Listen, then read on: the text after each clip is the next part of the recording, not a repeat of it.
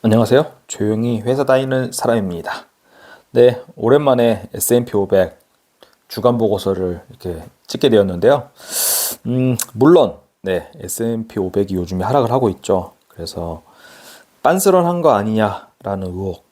누군가 저에게 그런 의혹을 제기한 사람은 없지만 제 스스로에게 의혹을 제기했다. 뭐 이렇게 보시면 되겠습니다. 마저 이야기해 볼게요. 지난 10월 7일, 네, 10월 7일 날 제가 S&P 500 투자 보고서를 이렇게 작성을 한 다음에 주로 다른 이야기를 주로 했어요. 매주 이제 S&P 500 ETF를 사지 않겠다. 한 달에 한 번 사겠다라고 했고, 투자 보고서를 2주 동안 또 안 썼죠. 그런데 굳이 뭐 한 달에 한 번 매수하는 거는 변함이 없는데, 주가는 계속 변하잖아요.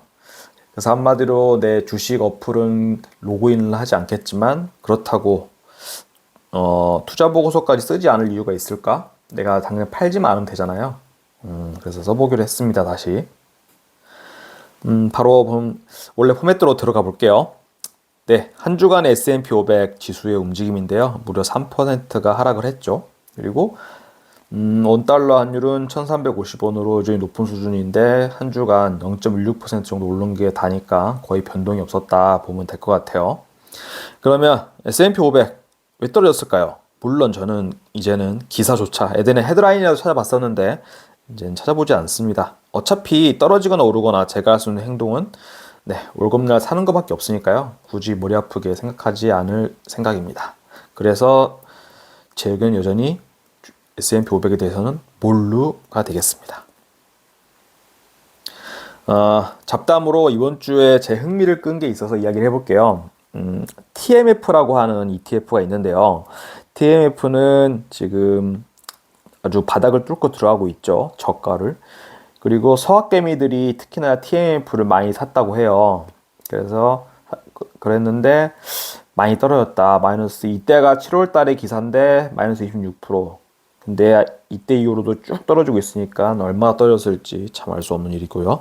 그래, TMF가 뭐냐라고 하면은 만기가 20년이 넘는 미국채로 구성된 기초지수, 그거를 하루 수익률의 3배로, 예, 한국인들 역시 화끈하죠. 3배로 추정하는 ETF 상품이다 라고 보시면 되겠습니다. 한마디로 쉽게 말해서 미국채 금리가 올라서 수요가 감소함에 따라 가격이 이제 이렇게 하락하고 있다. 네, 보시면 되겠습니다.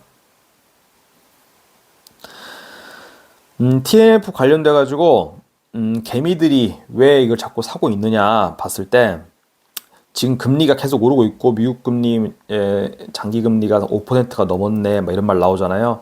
사람들은 이게 비정상이고 곧 떨어질 것이다. 1%대로 떨어질 것이다 라고 예상을 하면서 지금 TMF라는 그 3배 추종하는 ETF를 사면 네, 오를 일밖에 없을 것이다 라고 생각하면서 산 거예요. 한마디로 미국 금리가 떨어질 거라고 예측을 하고 매매를 한 건데 네, 파월 짤방 이런 짤방이 있죠.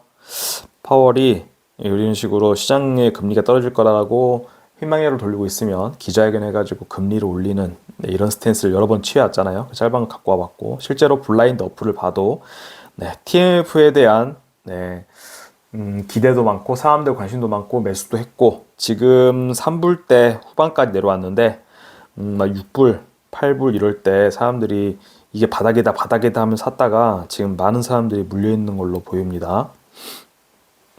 그래서 이런 유행에만 따라다니지 않고 꾸준히 S&P 500만 모아도 평균 이상 주식 투자하는 개미들 중에서는 상위권이지 않을까 생각을 해요. 역시 S&P 500은 스테디셀러잖아요. 수년간 사람들이 관심을 아주 두드러지게 크게 받는 건 아닌데 꾸준하게 사랑을 받고 있는 종목이죠. 이거 존복을 책에서 봤던 그래프 중에 이런 정말 이게 계속 머릿속에 담아두고 투자를 하고 있는데요. 결국에 S&P 500 같은 시장지수 추종하는 그 ETF들은 꾸준한 기업 성장에 따라서 같이 가격도 오르게 되는데 중간중간에 보면은 투기 심리들, 공포와 탐욕에 질려서 이렇게 왔다 갔다 하는 거가 시장의 가격에 반영이 되는데 저는 그런 거 결국에 그런 거는 배제하고 실제 기업의 성장에 좀 집중해가지고 장기 투자할 생각입니다. 그리고 네, 또 흥미로운 이야기를 하나 더 찾은 게 뭐냐면 파이어족이 한때 인기였잖아요. 저도 한때 파이어족을 정말 꿈꿨었고 한참 뭐 2주택 투자하고 있을 때 그리고 그랬었는데 또 조기 은퇴에 대해서는 원래 40살, 만 40살이 하고 싶었는데 지금 만 43세 정도로 늦췄거든요. 아무튼 저보다 먼저 앞서가지고 조기 은퇴를 선언한 다음에 현업으로 다시 복귀한 사람들이 있더라고요. 제가 대표적으로 봤던 두 명의 사례를 소개를 해보겠습니다. 첫 번째 사연이에요. 사연자는 네이버에 무한매수법이라고 하는 카페가 있는데 거기에 처 XX님을 쓴 글을 제가 요약을 해봤습니다. 그분이 조기 은퇴를 한 시점은 40대 후반이었어요. 재산은 아파트 한 채가 있으시고 주식 투자금으로 9억 3천 그리고 차가 없으시다고 합니다. 가족 관계는 결혼을 하지 않은 싱글. 네. 그리고 은퇴하고 나서는 뭘 했느냐? 정기학원 다니면서 공부하는 걸 취미로 하시고 탱고나 뭐 이런 춤추는 걸 좀 좋아하시나 봐요. 사교 모임 이런 거 하시고 독서 모임을 하셨다고 합니다. 근데 최근에 현업에 복귀했다라고 이제 글을 남기셨는데 그 이유를 정리해 보면 일단 무한매수법 카페다 보니까 TQQQ 같은 세배 레버리지 나스닥 3배 추종하는 ETF를 투자하셨는데 40% 정도의 손실을 보셨다고 합니다. 그러면 투자금이 9억 3천 정도라고 하면은 약 4억 정도의 손실을 보셨죠.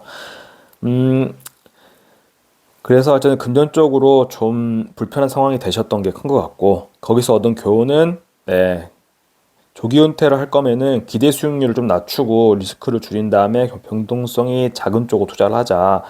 주식 투자를 할 거라면은 제 생각엔 S&P 500, 스파이 같은 주식이 참 괜찮다. 이런 취지에 맞는 ETF다 생각을 다시 했고요. 그리고 두 번째로 은퇴 생활에서 느꼈던 만족감이 점점 감소를 했다. 처음엔 은퇴하시고 나서 스트레스와 압박감이 줄어드니까 좋았지만은 갈수록 삶이 지루함을 느꼈다라고 하시고요. 자신에 대한 정체성 그리고 자존감에 대한 회의감이 들었다고 합니다. 은퇴 이후에 취미 삼아서 4시간짜리 단순 아르바이트를 했었는데 내가 점점 단순 노동에 걸맞는 사람이 되어가는 것 같은 그런 자괴감이 드셨다고 해요. 그래서 처 XX님이 처 땡땡님이라고 할게요. 그 현업에 복귀하시고 나서 느낀 점은 앞으로 회사 생활은 하더라도 이렇게 하겠다라고 결심하셨다고 하는데요. 첫 번째로 현업으로 복귀하니까 꽤 만족함을 느꼈다고 해요. 잃어버렸던 것을 되찾았다고 하시고, 두 번째로 빠른 은퇴를 해야 된다는 생각이 되레 그동안 스트레스를 만들었던 것 같다고 해요. 어서 빨리 끝나기만 기다렸다고 하니까 저 또한 빨리 은퇴하고 싶다. 현재 직장 생활에 대해서 좀 은근히 더 스트레스를 만들었던 것 같아요, 스스로. 세 번째, 앞으로는 직장 생활에서 먹과 여유를 찾아보려 한다. 좀 좋은 말이죠. 회사 집 하면서 옷도 대충 입고 다니고 뭐 머리 대충 하고 다니는 것보다는 좀 회사 생활 자체를 출근하는 것 자체를 어떤 한 문화로 즐길 수 있으면 좋을까. 저도 그런 생각을 해보고요. 네 번째로 프리랜서에 가까운 직장을 다니신다고 해요. 그래서 월급은 좀 줄었다고 하지만 대신에 일을 좀 줄이고 휴가를 오래 다니면서 직장 생활하면서도 충분히 자유를 만끽하자 생각하시는 것 같아요. 두 번째 사연인데요. 네이버 블로그에 쎄띵띵님이라고 있습니다. 그분의 조기 은퇴 시점은 더 이른 나이죠. 30대 후반. 저보다 한두 살 더 많으신 것 같은데 재산은 판교 쪽에 아파트가 있으셨던 것 같은데 그걸 매도하셨고 코로나 전쯤이었던 것 같아요. 2018, 19년? 20년쯤인가요? 정확히 모르겠지만 하여튼 그쯤이고 최근에 주식 투자금 총 18.4억 원을 매도를 했고 전량 현금화 하셨다고 합니다. 원래 아파트 팔고 남은 투자원금 13억 가지고 투자하셨으니까 꽤 수익을 보신 거죠. 5억 정도. 가족 관계는 맞벌이 하고 있는 애가 없는 딩크족 부부고요. 은퇴 후의 생활을 요약하자면 제주도에서 한 달 살이를 하셨고 호캉스를 다니고 캠핑 그리고 새벽까지 넷플릭스 보면서 놀기 평일에는 나가서 최대한 놀고 주말에는 집에서 놀기 최대한 경제적 자유 회사를 다니지 않아도 되는 입장이니까 사람들 붐비는 시간대를 피해서 최대한 만끽하신 것 같아요. 그리고 블로그와 유튜브를 하셨다고 합니다. 그런데 최근에 왜 현업을 복귀하셨을까?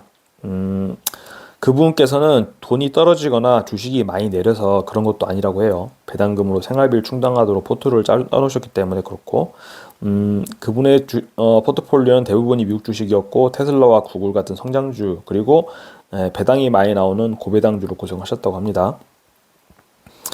그분께서는 그 일을 안 해가지고 라이트 쪽에 종사하셨던 것 같은데 심심해서 그런 것도 아니고 논으로 바빴다고 합니다. 그런데 왜 복귀했을까? 세 번째에 나오는데요. 제주도에서 한 달 살이를 하면서 정해놓은 용돈 수준보다 더 높은 삶의 수준을 뭐 골프도 치고 이제 그러셨던 것 같은데 그런 삶을 기대하게 됐고 은퇴하고 나니 돈 쓸 시간은 늘어났는데 쓸 돈은 그대로인 것에 좀 아쉬움을 느끼셨나 봐요. 그래서 흔히들 이런 조기 은퇴하실 분들은 이거에 이 둘 중에서 고민하시는데 일하고 더 나은 삶 살기에 무게를 두고 복귀하신 것 같습니다.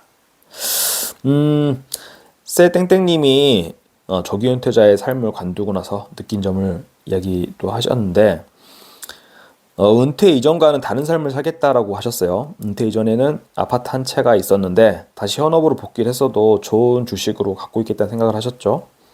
아내가 일단 생각이 크게 바뀌셨다고 해요. 원래는 아파트를 팔지 말자고 하셨는데 조기 은퇴하면서 아파트를 팔고 미국 주식을 사고 이렇게 매매를 투자하셨는데 아내의 생각이 일단 바뀐 게 제일 크다. 근데 최근에 주식을 모두 처분하고 아마 달러 자산으로 갖고 계신 것 같은데 앞으로 어떻게 하실지가 이제 궁금해지고요. 두 번째로 은퇴 이전처럼 최대한 저금하는 데 목표를 두지 않고 저 또한 지금 이렇게 목표를 두고 있었는데 급여의 일부분을 여유로운 삶을 사는 데 쓸 예정이라고 합니다. 세 번째, 회사를 다시 다니니까 주식이 내려도 큰 걱정이 안 된다고 해요. 이게 주식 전량 매도하기 전에 이제 쓰신 글이기 때문에 참고하시고요. 배당금을 받고 있었기 때문에 배당금을 받는 데다가 월급을 받고 있어서 당장 주식이 내려도 생활하는 데 지장이 없으셨으니까 이런 말을 하셨겠죠. 일을 하면 삶이 경제적으로 여유로워지고 일을 안 하면 회사 스트레스가 없어서 좋고 이 둘 사이에서 균형을 잡아야겠다 생각을 많이 하신 것 같아요. 그래서 제 입장에서는 두 개의 사연을 보고 절충안이 나왔습니다. 스트레스를 최대한 적게 받으면서 직장 생활을 이어나가는데 일단은 집중을 해보겠습니다. 그러려면 회사에 너무 최선을 다하면 안 될 것 같고 직장 생활은 당장 단기간에 성과를 내는 것보다는 그냥 오래 버티는 사람이 강한 사람이다.